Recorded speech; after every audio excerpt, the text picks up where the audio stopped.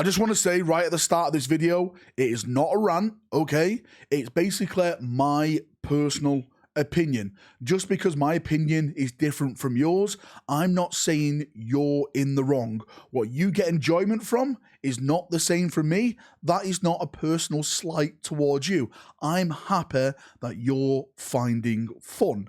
Now, on that note, this video, it's all about some comments I've been getting on my channel and comments on my live streams and stuff. And it's about, hey, Valrak, what's happened to you and Warhammer 40,000, your tabletop content, you know, painting streams, tabletop playing streams, bat reps, which I plan to do and stuff, etc., etc. The general 10th edition 40k stuff, which I was covering on this channel. And it all comes down to one thing, and that is, I personally think 10th edition is the most uninspiring edition we've had so far for Warhammer 40,000. So let's jump in. I want to talk about it all. I want to basically just tell you my experience and how I'm feeling and, you know, why I'm feeling this way, etc., etc., and just explain everything that's going on at this moment in time. So right at the start of this video, I want to say I absolutely love Warhammer 40,000, right? I love talking about 40k. I do love collecting 40k. I do love painting 40k. Even though I haven't painted in a while, I absolutely love it. Look at this room, right? It is dedicated to Warhammer 40,000. This entire channel is dedicated to Warhammer 40,000. I love everything about it. Space Marines, more or less, are the faction that I love to collect. Who would have thought it, right? All right, I'm not trying to knock 40k at all. What I'm trying to talk about is that I feel very, very uninspired in 40k recently. For me, when I come to collect, when I come to play, when I come to, like, you know, read novels and stuff like that, it's all about inspiration. It's all about inspiring me to go out and collect that unit, to paint that unit, to play that game or that scenario. And I think 10th edition has just really missed the mark for this for me. I really want to start with the rules, and then we'll jump into like the models and the narrative side and all that stuff first. So rules straight away. I've always been a casual player. I've never been a tournament player, so I'm just going to put that out there right now. I am 100% a casual, average Joe 40k player. So if there's any like tournament players here saying, hey, Valrak, how dare you, right? I'm sorry, right? I am sorry in advance. But I've always been saying this more or less since the start of 10th edition. I personally think 10th edition is aimed at the competitive circuit. It is a competitive edition. I think the rules themselves are overruled, where you can't really have fun between the rules. And I get it, because when it comes to tournament players, it has to be like everything explained bit by bit, because in that tournament scene, it has to be like that, right? So I completely understand that, but that trickles down, and a casual player like me, it just, I don't know, it just feels unfun. I think that's the best word I can use itself. And the rules and stuff bleed into other things, like there's so many rerolls. The last time I played the game, I was just looking at my dice tray more than I was looking at my opponent's army and stuff like that. Like, I have to reroll that, I have to reroll that. There's so many keywords here, like lethal hits and all that stuff. I get like little keywords here and there, but there's so much of it now added in. It just feels a mess to me personally. That's how I see it. Like the tables themselves as well, when I come to play the game, it's like I more or less have to hide my army in buildings or behind buildings, because if I don't get turn one, like I've experienced it before, my army dies. My army absolutely gets obliterated. I want to put that unit out there so they can get charged in, and that unit there and this unit there, right, to draw them in and stuff like that. But the way the game works is not like that. Like, I've actually been playing other games where they have alternate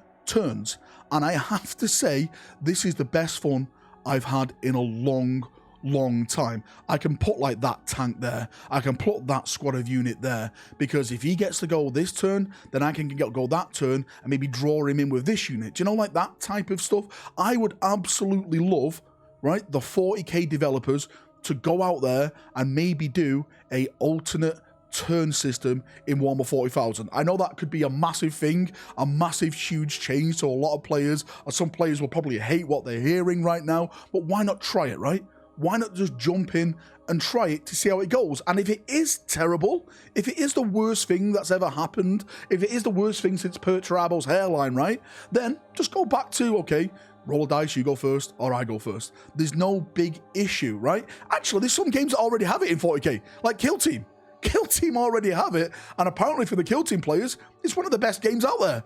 So why not just try it at a bigger scale? I've personally tried it at a bigger scale. A couple of years ago, we did it with a huge night game at Warhammer World. We hired that big, huge table, you know, with like the bridge in the middle and stuff like that. I think we had like 30 knights each side, and the way we did it was like, okay, I get to go first. Well, we all roll the dice, like who were in what order and stuff like that. I get to move, shoot, and charge with a single knight. Then it went to that person, then that person, then that person, and I'm telling you right now, it's probably one of the funniest games I ever had.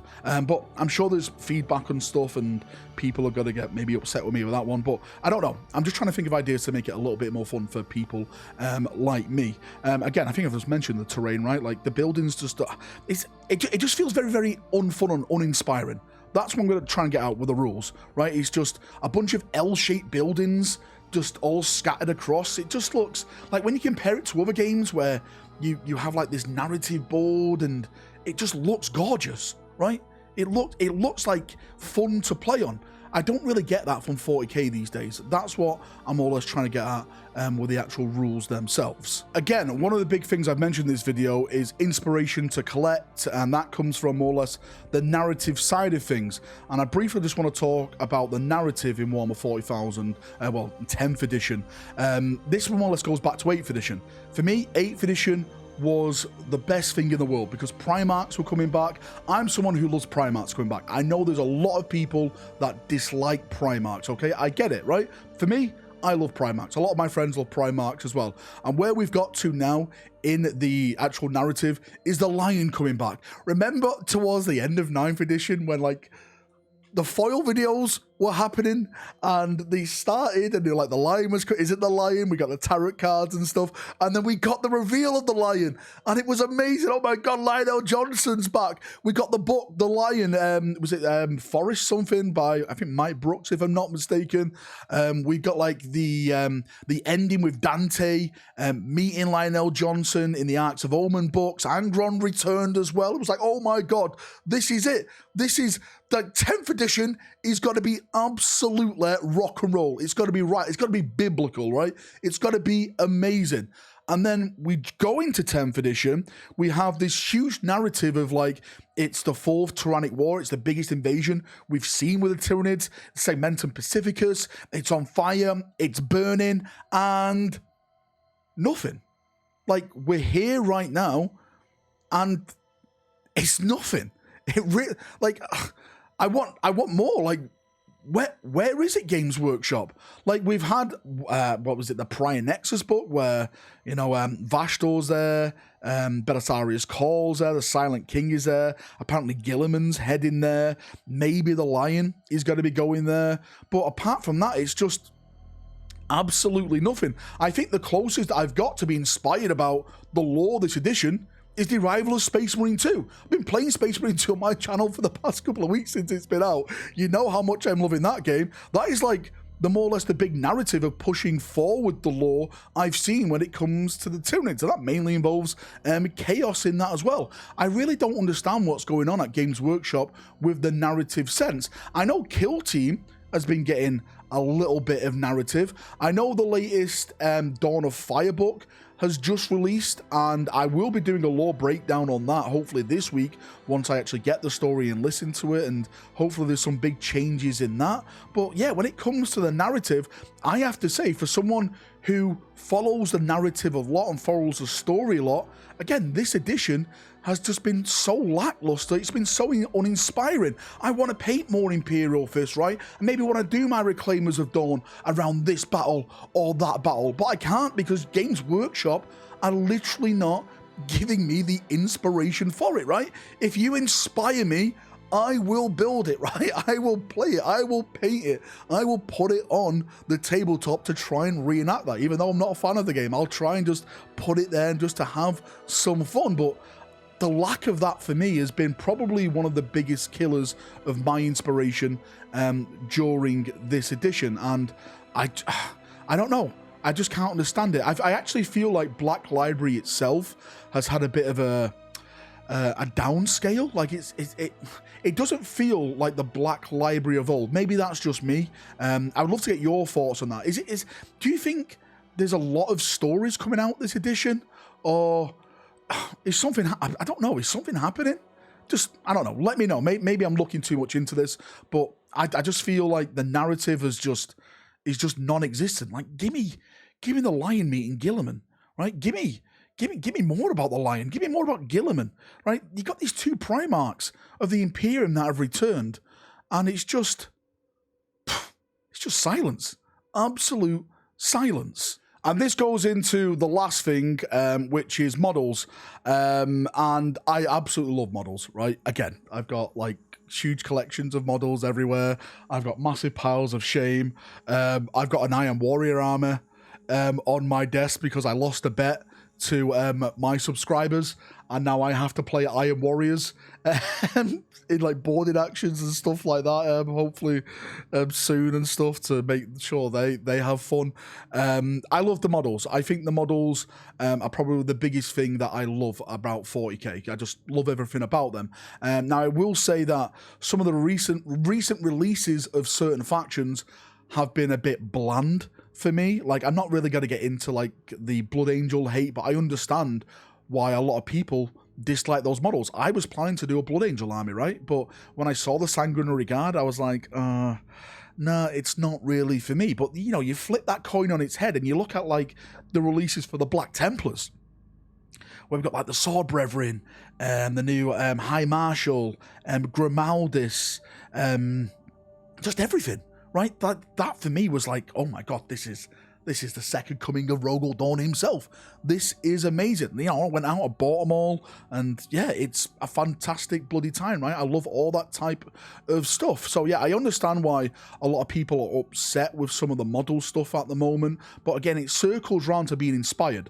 I buy models, I paint models, I play models because I get inspired to get those models, to play certain scenarios and stuff like that. Like, you know, my content on this channel, I love 40k models. I've always said, this is why I don't really cover rules that much on this channel, because rules change every other week sometimes, where the models themselves stay around for like 20 plus years. And like, when it comes to Rumours, like I know some people dislike my Rumours, okay, right? I know some people call me Shilrak and stuff because, you know, I'm overly positive, which I get, right? I get that could get on a lot of people's nerves, but that comes from what kind of person I am. I'm an overly positive person. There's so much going on in the world, okay? You know, politics and there's so much awful stuff going on in the world. So what I like to do when I sit down here is just try and focus on the good things, to try and take people out of the badness or something that's going wrong in their life and try and make them smile for, I don't know, a minute, 5 minutes, 10 minutes. If I can make you forget about something crappy that's going on and just have you laugh, then that's my job complete. Okay, that's what that's always been my mindset. So I understand why people call me Shilrak. You know, I lick GW's boots and stuff like that. I'm actually probably overcritical of Games Workshop, but people choose to see what they want to see, and at the end of the day, that's down to them. It's no skin off my nose, right? I'm not going to lose any sleep over that or anything like that. I know what I do. I know where I get my fun. I know what I talk about and stuff like that. I know who my core fans are, and I'm happy to be surrounded by my friends. I don't care what anyone says. I think when it comes to YouTube, the one thing I tell people all the time, say, hey, Valrak, I want to start a YouTube channel and stuff. I know this is kind of gone off topic, I'm sorry, is just be yourself, right? Don't try and be like anyone else. There's a lot of YouTubers out there like try and copy other people's content, but that's not you. That's them, right? You have to be yourself. And if people don't like that, then that's their problem. That's not your problem, right? You are you. You'll attract people for being you. And that's the best thing you can ever do in your life, right? Don't surround yourself with people whose smiles are daggers, okay? Don't do that. Find the people that are like you, have the same mind as you, the outlook like you, and you'll have absolutely the best time in the bloody world. But yeah, when it comes to GW's models, I'm a huge fan. Mate, the Rumour videos, I love talking Rumours. Again, I know a lot of people don't like Rumours because potentially it could spoil it for them. Mate, I'll hold my hands up and say right now, right? The Whispers of the Warp, they've been on point. Like, I had a reputation.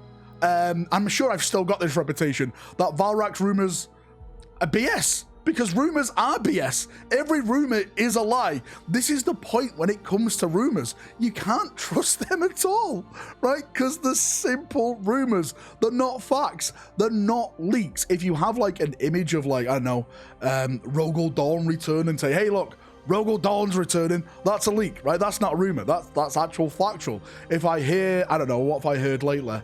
Eldar Corsairs, right? A rumor about Eldar Corsairs. It's a rumor. It could happen. It couldn't happen. Okay, maybe I have to do a rumor video on that sometime this week now.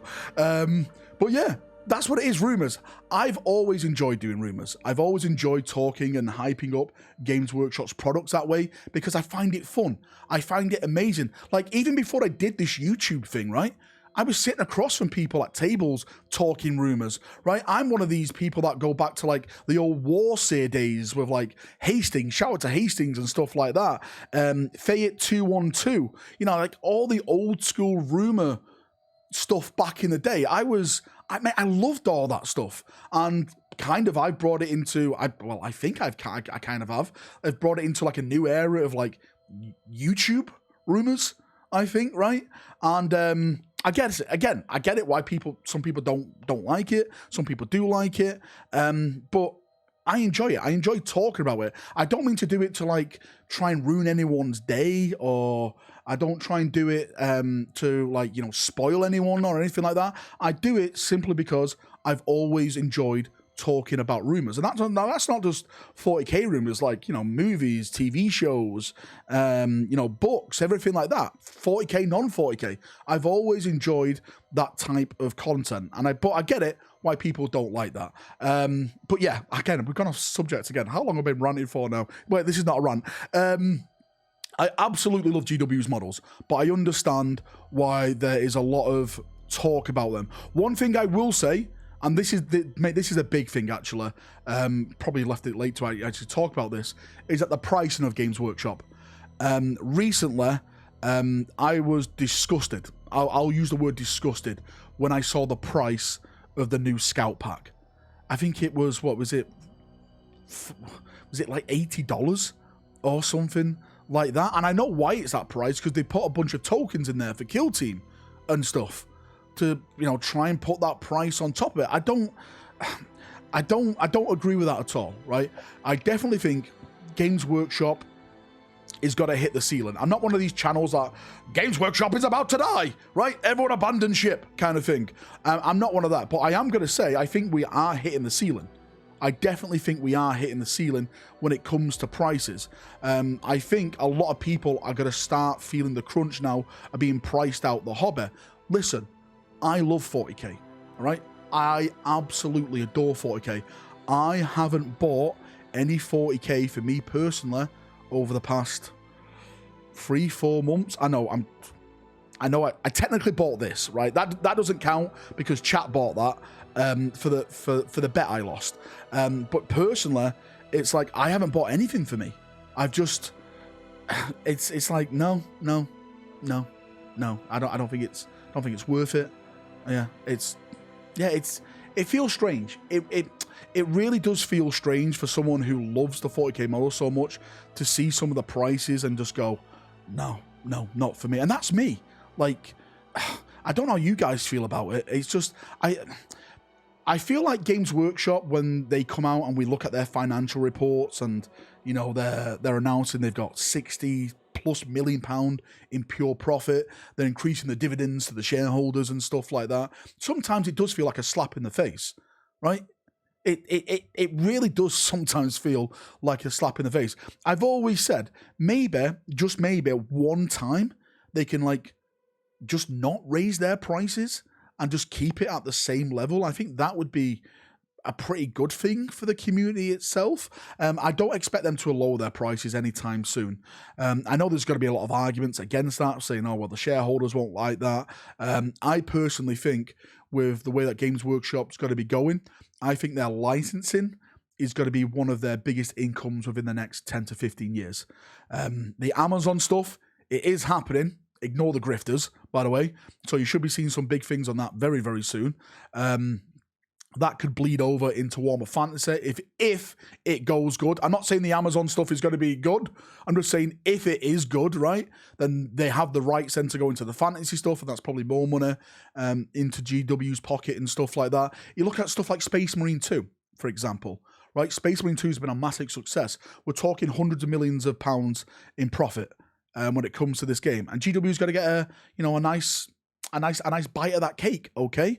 And I wouldn't be surprised if we have Space Marine 3. I wouldn't be surprised if we have Space Marine 4, 5, 6, 7, 8, 9, 10, right? And I wouldn't be surprised if other companies have seen the success of Space Marine and go, hey, we want a slice of that cake as well. And we see more AAA big games being done off the GW license, and they increase their revenue through that way. I think if they increase their revenue from that way, then maybe they can make the model point a little bit less and more accessible by more people, because then more people will want to get into the hobby side as well. It works for everyone then. Again, that's just my point of view on that, but maybe I'm entirely wrong. I have no idea where this video has gone to. Yeah, I'm sorry if this has been a long video. To sum it up in, I don't know, 10 to 15 seconds, I don't find 40k very inspiring. That's why I haven't been painting, doing any model content and stuff like that. Of course, I still cover the reveal shows, right? The Rumours, because that inspires me. That makes me happy. I'm always going to do that stuff. The lore, when I get new lore, I'll do that. GW's lore, just like, I forgot to mention the codexes. It's been the most worst codex lore we've ever bloody had. It's like one passage or maybe one paragraph of new lore. It's like, come on, Games Workshop. Be better. Do better. Please. We want to be inspired. I want to play the game. I want to build these armies. Make me feel happy, right? Make me feel excited. That's all I ask from you. Anyway, thanks for coming. Thanks for watching. Sorry for this, yeah, whatever this is at the end of the day. I'd love to get your thoughts and feedback on this. Let me know down in the comment section down below, and we'll have a little talk about this down there as we always do. Have a great day. Love you, and bye-bye.